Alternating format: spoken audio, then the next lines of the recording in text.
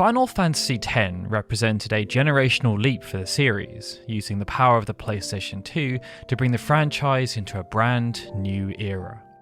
This saw the creation of fully 3D environments, expressive facial animations, and cinematic cutscenes that transitioned seamlessly into epic boss battles.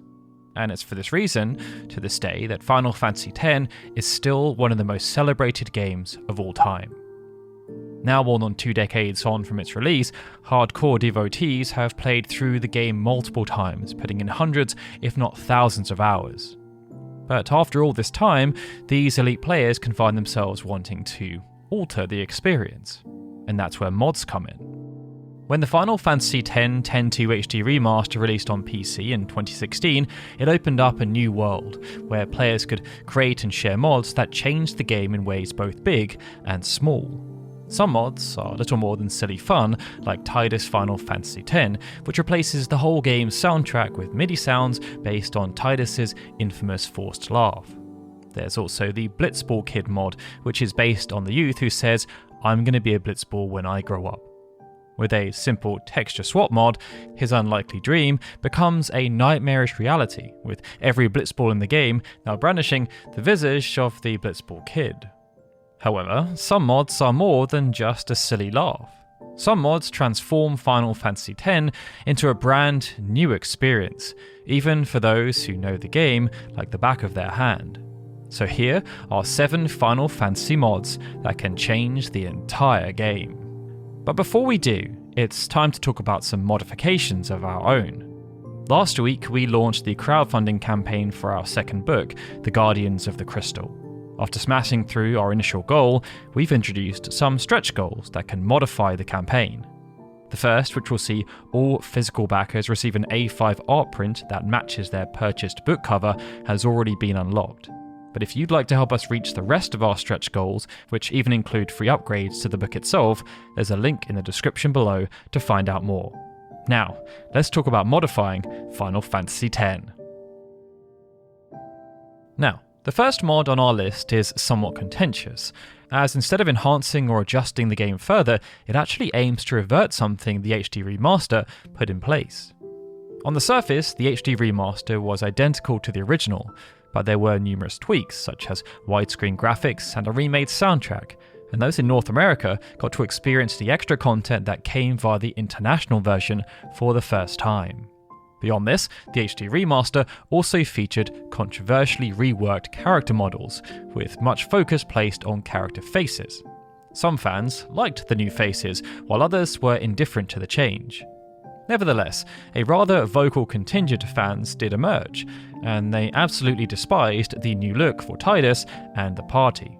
They believed the HD faces were less expressive than those featured in the original game, with Tidus in particular called out for having sleepy, dead eyes and an overall unflattering look. Bring on the Restore PS2 Tidus, but fully refined mod created by Vacheron. This tried to take the best of both worlds, retaining the improved character models from the HD Remaster, but with Tidus's face from the original PlayStation 2 version.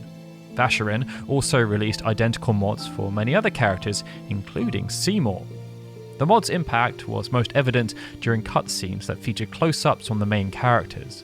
But Final Fantasy X has 2 versions of each character, a highly detailed version for those cutscenes and a lower poly version for field and battle scenes. In addition to retooling the cutscene versions of the characters, the mod also therefore applies some much needed polish to the lower poly models, allowing them to hold up much better when viewed adjacent to their more detailed counterparts. Overall, this mod provided a huge quality of life upgrade with a healthy dose of nostalgia, bringing together the best of Final Fantasy X's HD Remaster with its original art direction. By Final Fantasy X, games in the franchise had become notorious for including hidden trackers. Final Fantasy VI had one related to the fishing minigame that determined whether Cid lived or died, and Final Fantasy VII also featured one that tracked the way Cloud felt about the members of the party. This was affected by various decisions, and whichever character had the highest relationship value by a certain point in the game got to go on a date with Cloud at the Gold Saucer.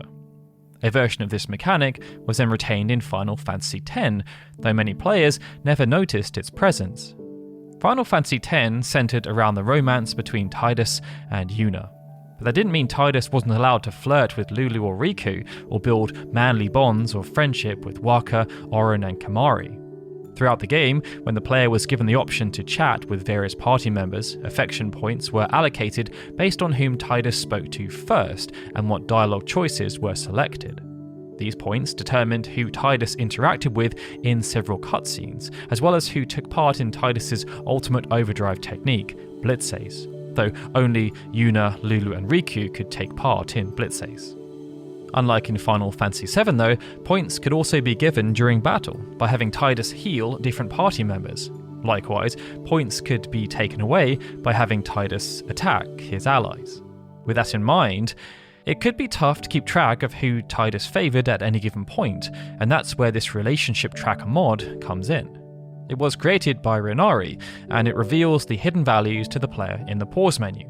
With this mod, players can make sure they rode the Albed snowmobile to Macalania Temple with the ally of their choosing, while also manipulating the values to ensure the right character gave the final one-on-one pep talk before the ultimate battle with Sin. The next mod is for those who like Final Fantasy X but wished Yuna took a back seat to Seymour. It's an intriguing prospect, but it's one that modder Zenas Fail wanted to explore with the Seymour Reborn mod. To note, this mod does not change the story of the game in any way, and Yuna still appears in cutscenes and on the field, including sequences where she's the main playable character. It instead applies to battles and the status menu, both of which see Yuna replaced with Seymour. In that vein, it's therefore more than just a model swap. Seymour is fully voiced in battle and comes with his own bespoke animations, which are based on the sequence from Operation Mi'ihen. One of the fun quirks with the mod is that since the game's story remains unchanged, if enabled during Operation Mi'ihen, Seymour fights alongside Seymour, and Seymour can also fight against himself. All in all, this mod may not have been quite interesting enough to warrant a complete playthrough on its own merits, but when combined with other mods, like the next one on this list, it can help to create a fully remixed Final Fantasy X experience. The game, on PC by all accounts, is a solid port of the HD Remaster, but where Square Enix failed to go the extra mile with PC exclusive features, modders picked up the slack. Enter Untitled Project X, an essential mod for anyone playing that version of the game. Created by Calderlen, Untitled Project X is described as a series of technical fixes and general enhancements for Final Fantasy X, but that understates just how transformative it can truly be. Some of the enhancements are simple, like support for mixing and matching English and Japanese voice tracks and subtitles, button remapping support, and the ability to skip cutscenes. But that's just scratching the surface of what Untitled Project X provides. On the gameplay front, the mod includes a couple of useful boosters, including Auto Scan, which applies the sensor auto ability by default without needing to apply it to a piece of equipment. It also features the ability to grant AP to every character, even if they didn't participate actively in the battle.